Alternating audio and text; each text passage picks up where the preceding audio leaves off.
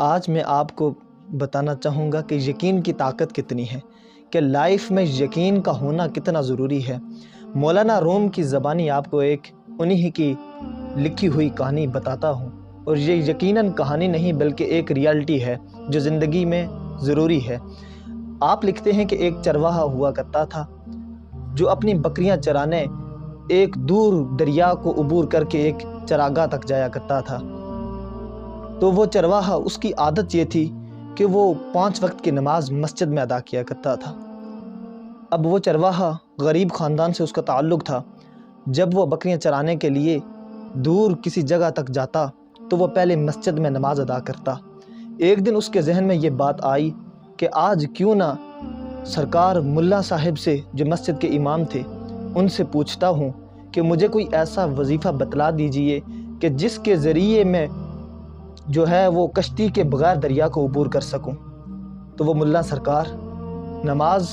ادا کرتے ہیں، جیسے ہی مصلی سے اٹھتے ہیں تو وہ چرواہا سوالی بن کر آپ کی بارگاہ میں حاضر ہو جاتا ہے اور پوچھتا ہے کہ اے ملا سرکار، مجھے کوئی ایسا وظیفہ تو بتلائیے نا کہ جس وظیفے پر عمل کرتے ہوئے میں بغیر کشتی کے دریا کو عبور کر سکوں۔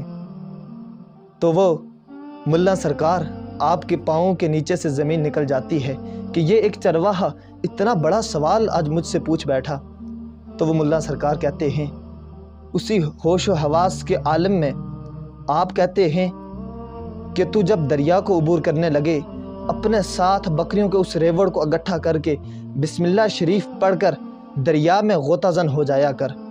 تو یقیناً تو اس دریا کو بغیر کشتی کے عبور کر لے گا۔ جب وہ چرواہا نماز ادا کرنے کے بعد بکریوں کے ریوڑ کو لے کر نکل جاتا ہے، دل ہی دل میں ملا سرکار کو دعائیں بھی دے رہا ہے کہ آج تو وہ میرے 2 آنے آنے کے اور 2 آنے جو کشتی کو دے کر پار دریا کو کیا کرتا تھا وہ بھی بچ جائیں گے، ان سے میں اپنا اور اپنے بال بچوں کا پیٹ پالوں گا۔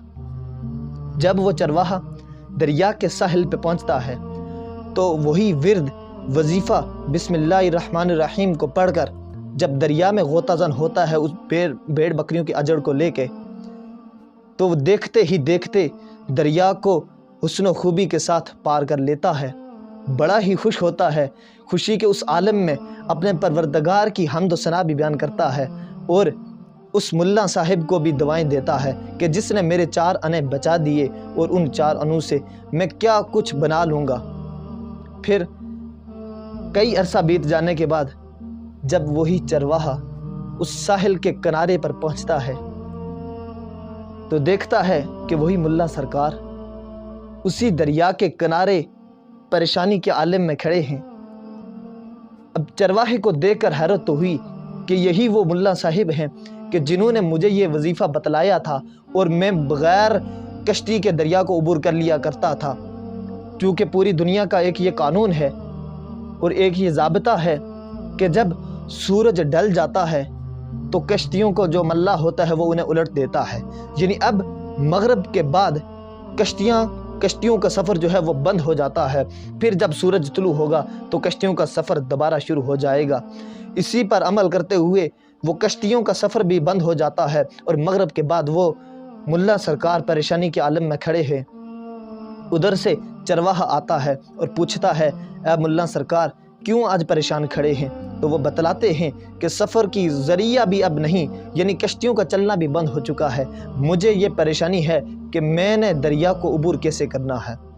اب وہ ملا سرکار ملاحظہ فرما رہے ہیں اور وہ چرواہا اپنے بھیڑ بکریوں کی اجڑ کو لے کے وہی ورد وظیفہ پڑھتے ہوئے بسم اللہ الرحمن الرحیم پڑھتے ہوئے دریا کو عبور کر کے ساحل پہ جا کے کھڑا ہو جاتا ہے اور آگے گھر کی طرف روانہ ہو جاتا ہے۔ جب ملا سرکار یہ دیکھتے ہیں تو پریشان ہوتے ہیں، اور آپ بھی جب بسم اللہ پڑھ کر غوطہ زن ہوتے ہیں تو پانی زیادہ ہو جاتا ہے، جب پانی بڑھ جاتا ہے تو آپ ڈوبنے لگتے ہیں، چیخو پکار کرنے لگتے ہیں۔ اور وہ